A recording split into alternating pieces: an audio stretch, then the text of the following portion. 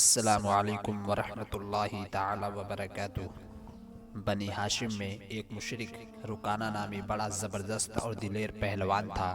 اس کا ریکارڈ تھا کہ اسے کسی نے نہ گرایا تھا۔ وہ ایک جنگل میں جسے عزم کہتے تھے رہا کرتا تھا، بکریاں چراتا اور بڑا مالدار تھا۔ ایک دن حضور صلی اللہ علیہ وسلم اکیلے اس طرف جا نکلے۔ رکانہ نے آپ کو دیکھا تو آپ کے پاس آ کر کہنے لگا، اے محمد، تو ہی وہ ہے جو ہمارے لات و عزہ کی توہین و تحقیر کرتا ہے اور اپنے ایک خدا کی بڑائی بیان کرتا ہے۔ اگر میرا تجھ سے تعلق رحمی نہ ہوتا تو آج میں تجھے مار ڈالتا۔ ہاں، میرے ساتھ کشتی کر۔ تو اپنے خدا کو پکار، میں اپنے لات و عزہ کو پکارتا ہوں۔ دیکھے تمہارے خدا میں کتنی طاقت ہے۔ حضور نے فرمایا، رکانہ، اگر کشتی ہی کرنا ہے تو چل، میں تیار ہوں۔ رکانہ یہ جواب سن کر اول تو حیران ہوا اور پھر بڑے غرور کے ساتھ مقابلے میں کھڑا ہو گیا۔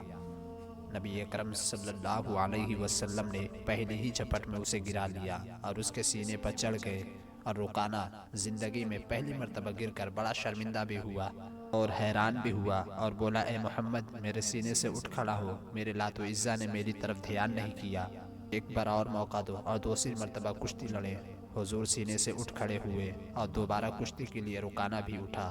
حضور نے دوسری مرتبہ بھی رکانہ کو پل بھر میں گرا لیا۔ رکانہ نے کہا، اے محمد، معلوم ہوتا ہے آج میرا لات و عزہ مجھ پر ناراض ہے اور تمہارا خدا تیری مدد کر رہا ہے۔ خیر، ایک مرتبہ اور آؤ، اب کی دفعہ لات و عزہ ضرور میری مدد کرے گے۔ حضور نے تیسری مرتبہ کشتی بھی منظور فرمائی اور تیسری مرتبہ بھی حضور نے اسے پچھاڑ دیا۔ اب تو رکانہ بڑا ہی شرمندہ ہوا اور بولا، اے محمد، میری ان بکریوں میں سے جتنی چاہو بکریاں لے لو۔ حضور نے فرمایا، رکانہ، مجھے تمہارے مال کی ضرورت نہیں، ہاں مسلمان ہو جاؤ تاکہ جہنم سے بچ جاؤ۔ وہ بولا، اے محمد، مسلمان تو ہو جاؤں مگر نفس جھجکتا ہے کہ مدینہ اور نواح کی عورتیں اور بچے کیا کہیں گے کہ اتنے بڑے پہلوان نے شکست کھائی اور مسلمان ہو گیا۔ حضور نے فرمایا، تو تیرا مال تجھے مبارک۔ یہ کہہ کر آپ واپس تشریف لے آئے اور ادھر حضرت ابو بکر و عمر رضی اللہ عنہما آپ کی تلاش میں تھے، اور یہ معلوم کر کے کہ حضور وادی عزم کی طرف تشریف لے گئے، متفکر تھے کہ اس طرف رکانہ پہلوان رہتا ہے، کہیں حضور کو ایذا نہ دے۔ حضور کو واپس تشریف لاتے دیکھ کر دونوں حضور کی خدمت میں حاضر ہوئے اور عرض کیا، یا رسول اللہ، آپ ادھر اکیلے کیوں تشریف لے گئے تھے جبکہ اس طرف رکانہ پہلوان جو بڑا زور آور اور دشمن اسلام رہتا ہے؟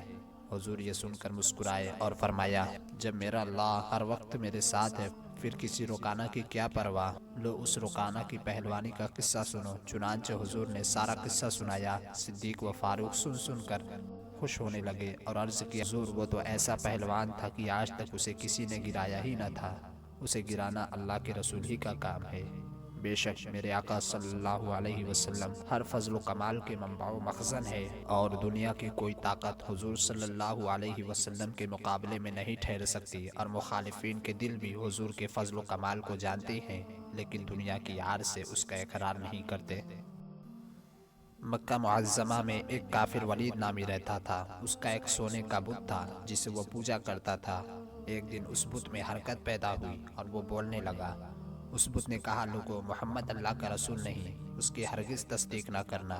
معاذ اللہ۔ ولید بڑا خوش ہوا اور باہر نکل کر اپنے دوستوں سے کہا، مبارکباد، آج میرا معبود بولا ہے اور صاف صاف اس نے کہا ہے محمد اللہ کا رسول نہیں ہے۔ یہ سن کر لوگ اس کے گھر آئے تو دیکھا کہ واقعی اس کا بت یہ جملے دہرا رہا ہے۔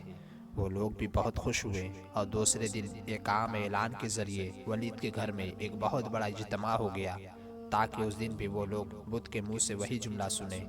جب بڑا اجتماع ہو گیا تو ان لوگوں نے حضور صلی اللہ علیہ وسلم کو بھی دعوت دی تاکہ حضور خود بھی تشریف لا کر بت کے منہ سے وہی بکواس سن جائے۔ چنانچہ حضور صلی اللہ علیہ وسلم بھی تشریف لے آئے۔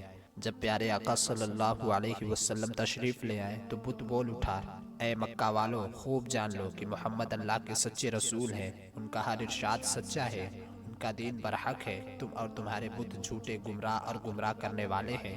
اگر تم اس سچے رسول پر ایمان نہ لاؤ گے تو جہنم میں جاؤ گے، بس عقل مندی سے کام لو اور اس کے سچے رسول کی غلامی اختیار کر لو۔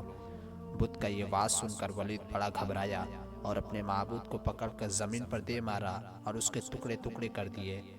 نبی اکرم صلی اللہ علیہ وسلم فاتحانہ طور پر واپس ہوئے تو راستے میں ایک گھوڑے کا سوار جو سبز پوش حضور سے ملا۔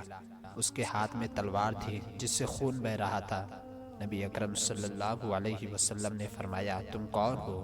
وہ بولا حضور میں جن ہوں اور آپ کا غلام اور مسلمان ہوں، جبل طور پر رہتا ہوں، میرا نام مہین بن العبہر ہے۔ میں کچھ دنوں کے لیے کہیں باہر گیا تھا، آج گھر واپس آیا تو میرے گھر والے رو رہے تھے۔ میں نے وجہ دریافت کی تو معلوم ہوا ایک کافر جن جس کا نام مسفر تھا وہ مکہ میں آ کر ولید کے بت میں گھس کر حضور کے خلاف بکواس کر گیا ہے، اور آج پھر گیا ہے تاکہ پھر بت میں گھس کر آپ کے متعلق بکواس کرے۔ یا رسول اللہ، مجھے سخت غصہ آیا اور میں تلوار لے کر اس کے پیچھے دوڑا اور اسے راستے میں ہی قتل کر دیا، اور پھر میں خود ولید کے بت کے اندر گھس گیا، اور آج جس قدر تقریر کی ہے میں نے ہی کی ہے یا رسول اللہ۔ حضور نے یہ قصہ سنا تو آپ نے بڑی مسرت کا اظہار کیا اور اس اپنے غلام جن کے لیے دعا فرمائی۔ حضرت جابر رضی اللہ عنہ نے جنگ خندق کے دنوں حضور صلی اللہ علیہ وسلم کے شکم انور پر پتھر بندھا دیکھا تو گھر آ کر اپنی بیوی سے کہا کہ کیا گھر میں کچھ ہے تاکہ ہم حضور صلی اللہ علیہ وسلم کے لیے کچھ پکائیں اور حضور کو کھلائیں؟ بیوی نے کہا تھوڑے سے جو ہیں اور یہ ایک بکری کا چھوٹا بچہ ہے، اسے ذبح کر لیتے ہیں، آپ صلی اللہ علیہ وسلم کو بلا لائے، مگر چونکہ وہاں لشکر بہت زیادہ ہے اس لیے کہ حضور سے پوشیدگی میں کہیے گا کہ وہ اپنے ہمراہ 10 آدمیوں سے کچھ کم ہی لائے۔ حضرت جابر رضی اللہ عنہ نے کہا اچھا چلو میں اس بکری کے بچے کو ذبح کرتا ہوں، تم اسے پکاؤ، میں حضور کو بلاتا ہوں۔ چنانچہ حضرت جابر رضی اللہ عنہ حضور صلی اللہ علیہ وسلم کی خدمت میں پہنچے اور کان میں عرض کیا حضور میرے یہاں تشریف لے چلے اور اپنے ساتھ 10 آدمیوں سے کچھ کم آدمی لے چلے۔ حضور صلی اللہ علیہ وسلم نے سارے لشکر کو مخاطب فرما کر فرمایا چلو میرے ساتھ چلو، جابر نے کھانا پکایا ہے۔ اور پھر حضرت جابر رضی اللہ عنہ کے گھر آ کر حضور نے اس تھوڑے سے آٹے میں اپنا لعاب دہن مبارک ڈال دیا اور اسی طرح ہنڈیے میں بھی اپنا لعاب مبارک ڈال دیا، اور پھر حکم دیا کہ اب روٹیاں اور ہنڈیاں پکاؤ۔ چنانچہ اس تھوڑے سے آٹے اور گوشت میں حضور کے لعاب مبارک کی برکت سے اتنی برکت پیدا ہوئی کہ 1000 آدمی نے کھانا کھایا مگر نہ کوئی روٹی کم ہوئی اور نہ کوئی بوٹی۔ حضرت ابن عمر رضی اللہ عنہما فرماتے ہیں رسول اللہ صلی اللہ علیہ وسلم نے ارشاد فرمایا دعا ان آزمائشوں سے فائدہ دیتی ہے جو نازل ہو چکی ہے اور ان آزمائشوں سے بھی جو ابھی تک نازل نہیں ہوئی، اس لیے اللہ کے بندو تم پر لازم ہے کہ دعا مانگا کرو۔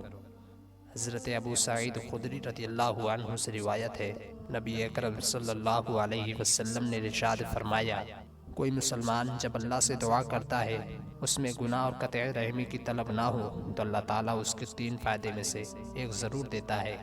نمبر 1 اس کی خواہش کو پورا کر دیا جاتا ہے، نمبر 2 اس سے اس جیسی کوئی تکلیف دور کر دی جاتی ہے، نمبر 3 اس کی دعا کے مثل اس کے لیے ثواب کا ذخیرہ کر دیا جاتا ہے۔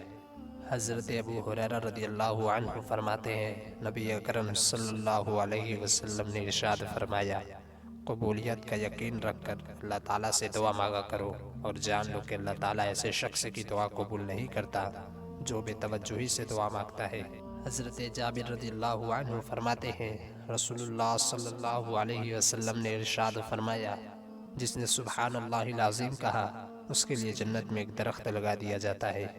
حضرت حذیفہ رضی اللہ عنہ سے روایت ہے انہوں نے عرض کی یا رسول اللہ میں بہت تیز زبان شخص ہوں اور یہ عادت میرے پورے گھر میں پائی جاتی ہے۔ آپ صلی اللہ علیہ وسلم نے فرمایا تو استغفار کیوں نہیں کرتا؟ میں اللہ تعالیٰ سے دن رات میں 100 مرتبہ استغفار کرتا ہوں۔ نبی کریم صلی اللہ علیہ وسلم نے فرمایا 3 خصوصیتیں ایسی ہیں کہ جس میں پائی جائیں گی وہ ایمان کی شیرینی پا لے گا۔ اول یہ کہ اللہ اور اس کے رسول اسے سب سے زیادہ عزیز ہوں، دوسرے یہ کہ وہ کسی شخص سے محبت صرف اللہ ہی کے لیے کرے، تیسرے یہ کہ اسے کفر کی طرف لوٹ کر جانا اتنا ناگوار ہو جیسے آگ میں پھینک دیا جائے۔ رسول اللہ صلی اللہ علیہ وسلم نے فرمایا رب تبارک و تعالی ہر رات آسمان دنیا کی طرف نزول فرماتا ہے اس وقت جب رات کا آخری تہائی حصہ باقی رہ جاتا ہے اور فرماتا ہے کون ہے جو مجھ سے دعا کرتا ہے کہ میں اس کی دعا قبول کروں؟ کون ہے جو مجھ سے بخشش طلب کرتا ہے کہ میں اسے بخش دوں؟